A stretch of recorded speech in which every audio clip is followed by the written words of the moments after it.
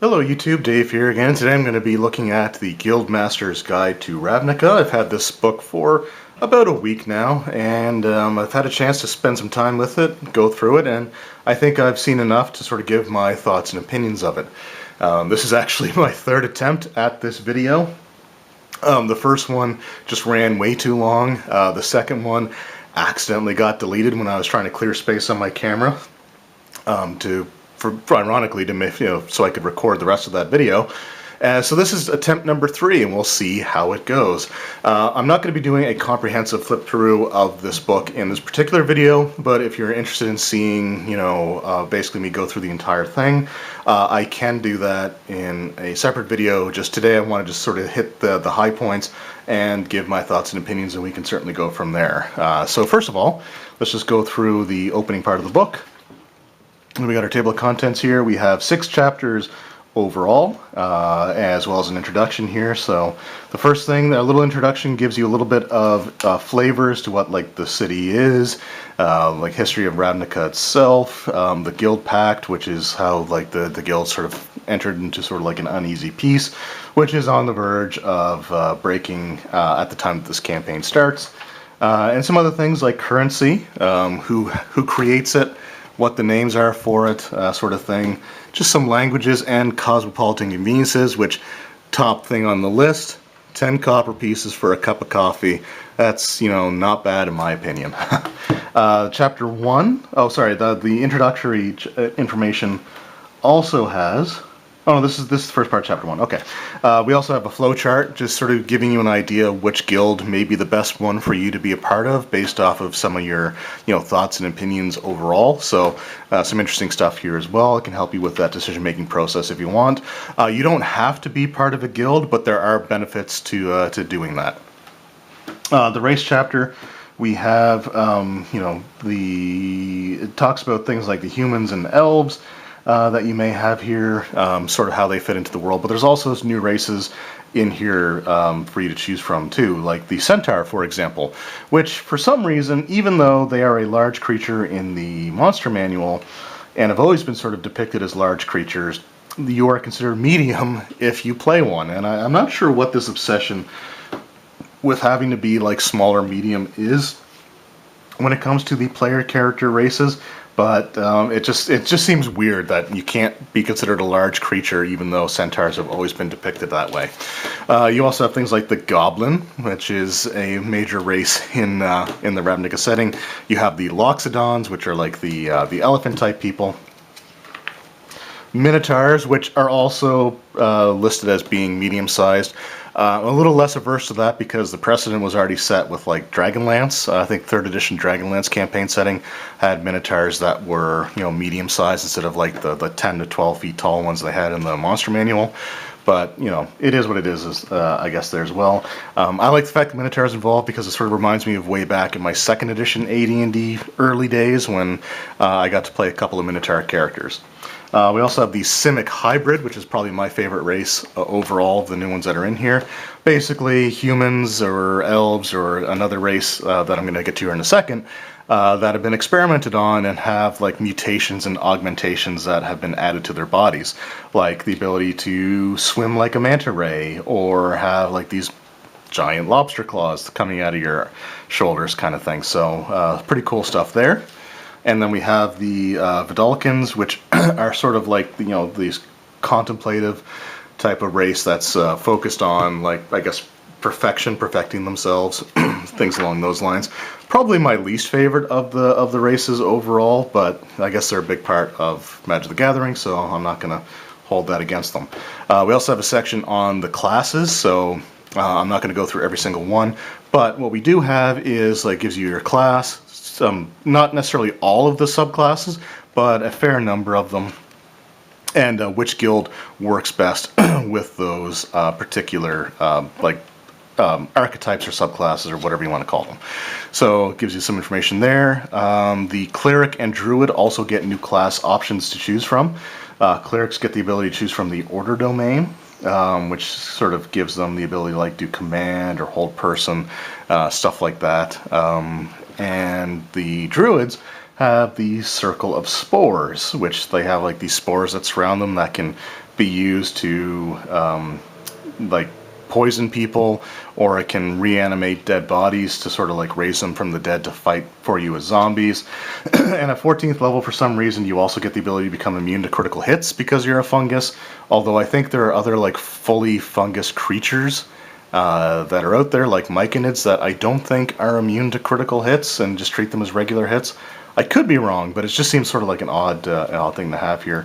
They also have a like a symbiotic entity sort of ability that replaces, or you can use it in lieu of, Wild Shape, and it gives you like temporary hit points, which is basically what Wild Shape does as well, and you have these other benefits that you can do until those temporary hit points go away. So it's sort of an alternate version of Wild Shape.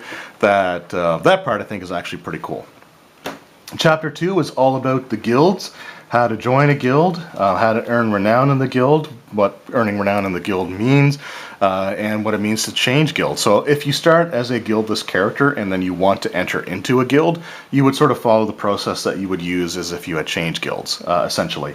This also goes over all 10 of the guilds in the game. I'm not going to go through every single one right now, but I will at least list them off.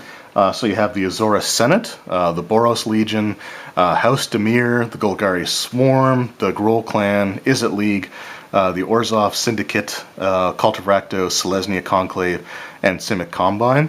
The ones that are sort of my favorite in all of those, like the Azora Senate is sort of like Law and Order to the extreme sort of thing. The Golgari Swarm are basically like evil druids and creatures obsessed with the natural world at the expense of civilization and destroying civilization.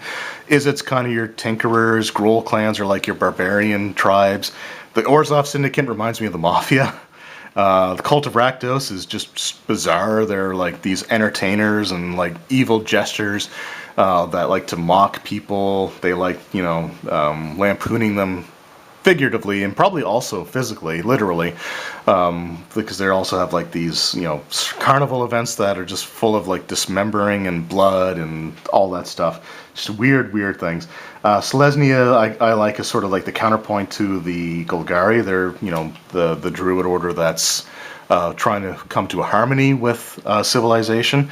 And of course, the Simic Combine is just, mad scientists experimenting on whatever they can get their hands on. So I always thought that was kind of cool. So each of the guild write-ups has information on them, what their sort of titles might be if you're in there based off of some of the classes.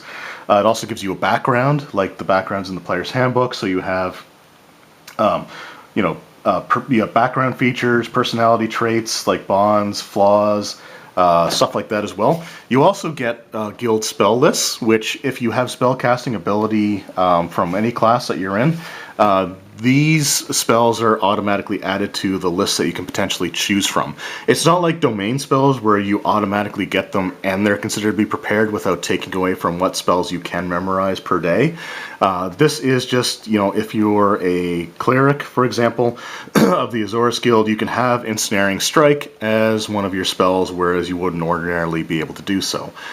So it just makes this a universal set of spells that are added to any spell list that you might have. It also has contacts, which is pretty cool. So you have contacts within your guild that you roll twice. One is like an actual like an ally, and one is like a rival. And I think it's kind of cool that they just implement rivals into the game, like as part of character creation. I think that's really great. And then you just get a contact that's not a member of your particular guild.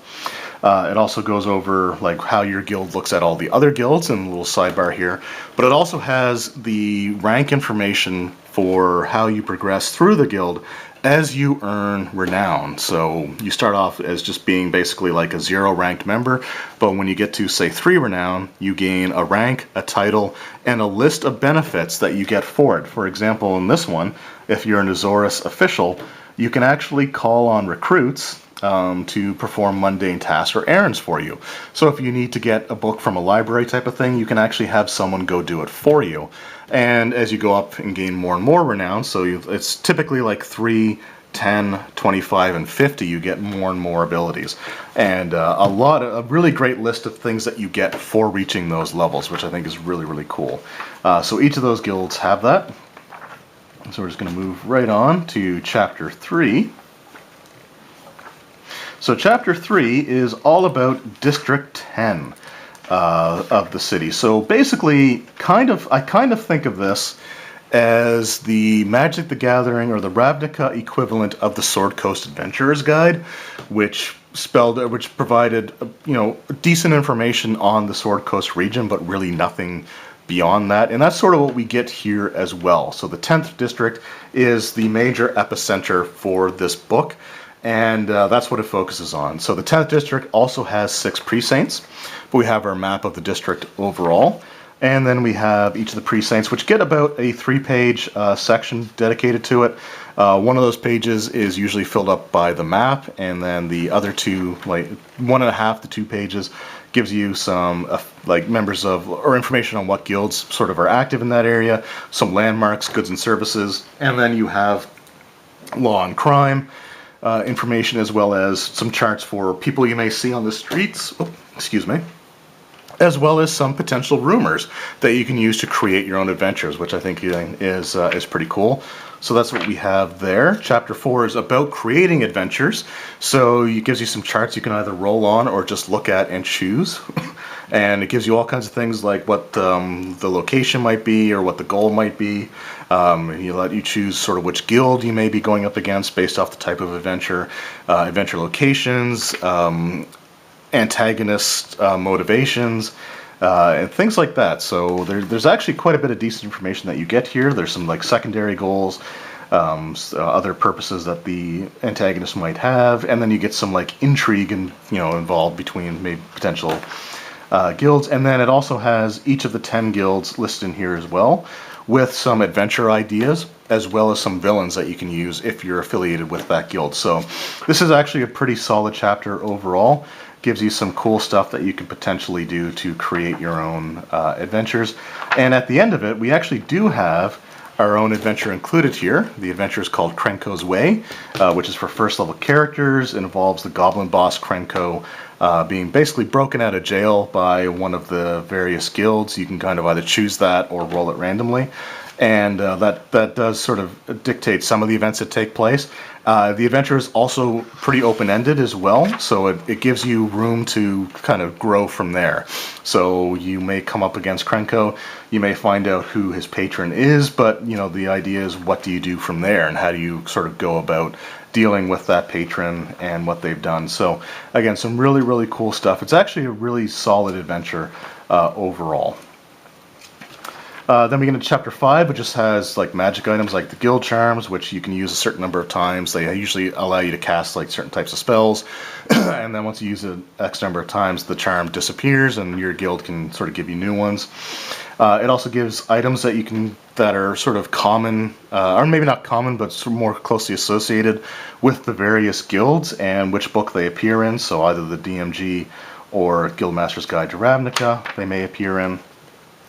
And then the description for them. And then finally, we get into our creatures, our bestiary sort of part of the book, which have some interesting creatures throughout like Magic the Gathering history. Things like the Nivik Cyclops, for example, Simic hybrids. You have like I think they're called Crasis, which are Simic experiments that have like a base form, and then they have weird modifications that you can either roll randomly or choose from beyond that. As well as some of like the leaders of some of the guilds. So we have like Asperia here. I probably pronounced that wrong, but again, it's a made-up name, so let's not take it too seriously. But like that's the leader of the Azorus Guild. You also have like Rakdos, which is the leader of the Cult of Rakdos. Oddly enough, Gerard Vodsavo is the leader of like the Golgari Swarm. So you actually get some major threats. Niv Mizzet. You actually get some major threats that you can use as sort of like campaign. Ending bosses, like here we have Rakdos, for example. So it does that for all of the guilds, as well as just a few generic creatures as well that fit the theme of the setting. So that's what's found inside the book itself. So how is the book? Like, what are my thoughts on it? When this first was announced, I was very much against it. And the idea, the reasons behind why I was against it, I think still hold up, and there's still things that kind of bother me to this day. Number one, I think that the first real campaign setting book, and I don't count Sword Coast Adventurer's Guide, which was very thin, which was a very thin book, and again was just like that one sort of region. This is just one sort of region as well, but at least it's a thicker book with more stuff in it than what we had in Sword Coast Adventurer's Guide. But I think the first real campaign setting book should have been one of the classic D&D settings, especially after they had teased the possibility of Spelljammer, Planescape, or Eberron, and then kind of did the bait and switch and then announced this Magic the Gathering setting instead.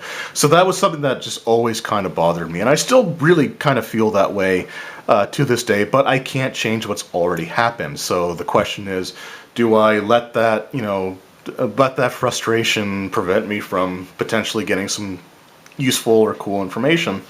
So I decided that after a period of time, I was able to get it for 40% off.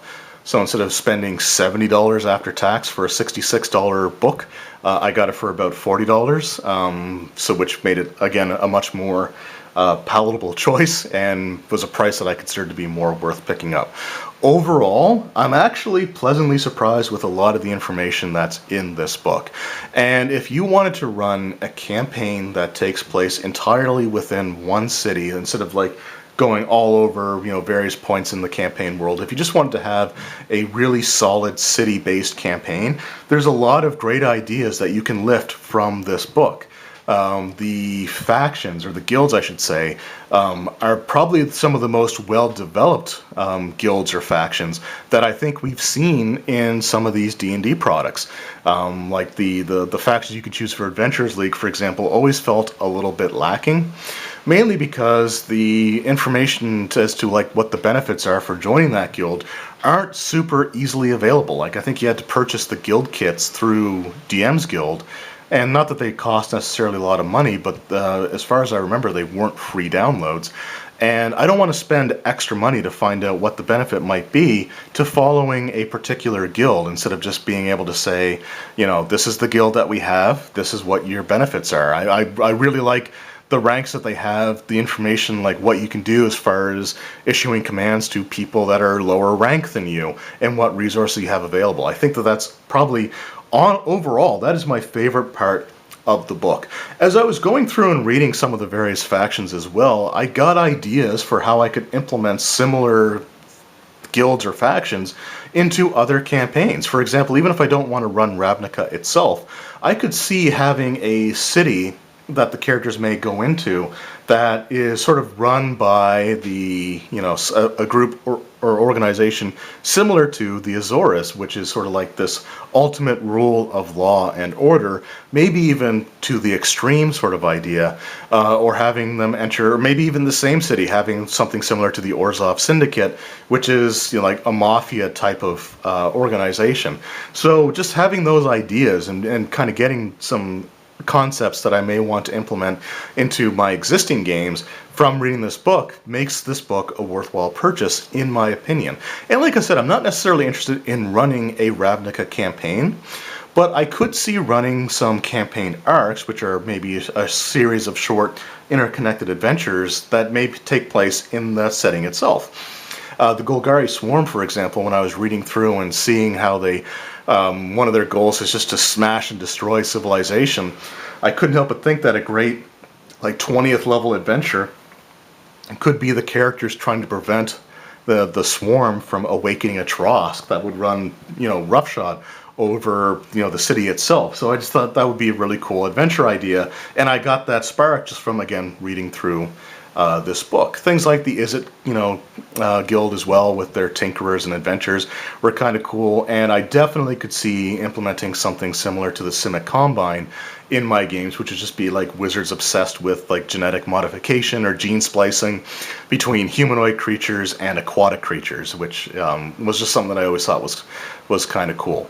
So there's a lot of things that you can take from this book, and you don't have to use it in that particular setting. Like, I think one of the major things that I was looking at when I was reading through this is this could really easily be, with a little bit of work, but you could reskin this and have it be Sigil, the city of Sigil, in like the Planescape setting. Instead of Jace being like the living compact between the guilds sort of thing, you would just have the Lady of Pain in that role and being like the absolute ruler of this city, whether she's, you know, particularly involved or not. And having the guilds be sort of just, you know, reskinned or renamed into the factions, because factions in Sigil was a major part of the storyline, especially in the early days of the Planescape setting. So you could really easily take this book and reshape it into a Sigil type of city and campaign. You could run it that way. So from that perspective, again, you know, I think that this book was worth me getting for the price that I did. And that's sort of the thing that I have to stress, is that this is a great book to pick up and cherry pick ideas from if you can get it on sale.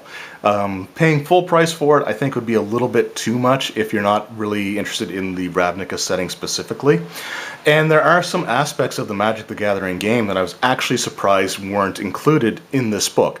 For example, they do talk about Jace, and they do mention the term Planeswalkers, but they don't actually give you any information on how to incorporate Planeswalkers into your game, or even making the characters potentially become Planeswalkers, and then using the PDFs that they've released for Innistrad, Amonkhet, or stuff like that, and allowing the characters to sort of move from, you know, setting to setting sort of thing. So I think that was a bit of a missed opportunity, but at the same time, the fact that stuff like that's not in there makes this feel more like a D&D accessory that has a Magic the Gathering flavor to it, instead of being a Magic the Gathering product that tries to cram itself into a D&D world. So I think they actually did strike a better balance between the two brands than I really thought that they were capable of. So from that perspective, again, I think that it's worth, you know, picking up and worth looking into if you can get it for a decent price, you know, below the MSRP.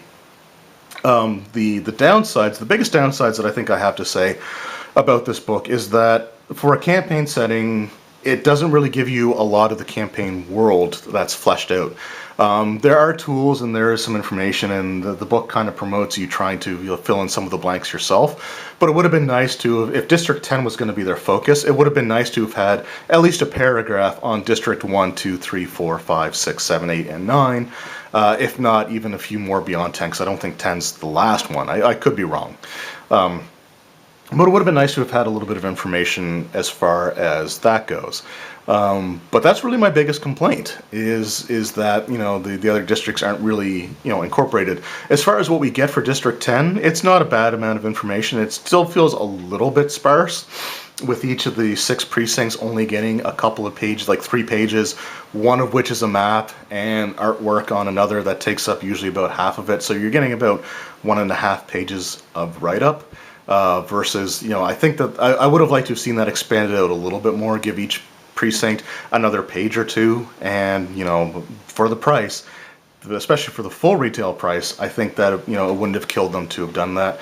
But it's not like the information that you get is completely useless either. So it's again, they're trying to strike a fine balance, and I think they erred on the side of maybe giving you a little bit too light of information to use, and that's where it kind of feels like maybe they were hoping that the majority of people who bought this were people who already knew tons about the Ravnica setting, as opposed to people like myself who don't really know much about it at all and would have liked to have had a little bit more detail there. But at the end of the day, the information that they give you is still decent enough that you can kind of fill in the blanks yourself if you really want to. And the chapter on designing adventures, and you know, the charts that they give you and some of the concepts that they give you with the, like, the factions and their, you know, goals and adventures that you can use based off of their involvement, I think, you know, will give you a lot of stuff that you can do with this book going forward. Speaking of this book going forward, my other big problem with this is that this is probably a setting and you know, a product from Wizards of the Coast that is going to receive zero support going forward. Most of the pre-existing adventures themselves are already difficult, if not, like, just not suited at all for conversion into Ravnica. Things like the Tyranny of Dragon storyline, the Storm King's Thunder storyline, even stuff like the Tomb of Annihilation doesn't really, I don't think, work too well with it.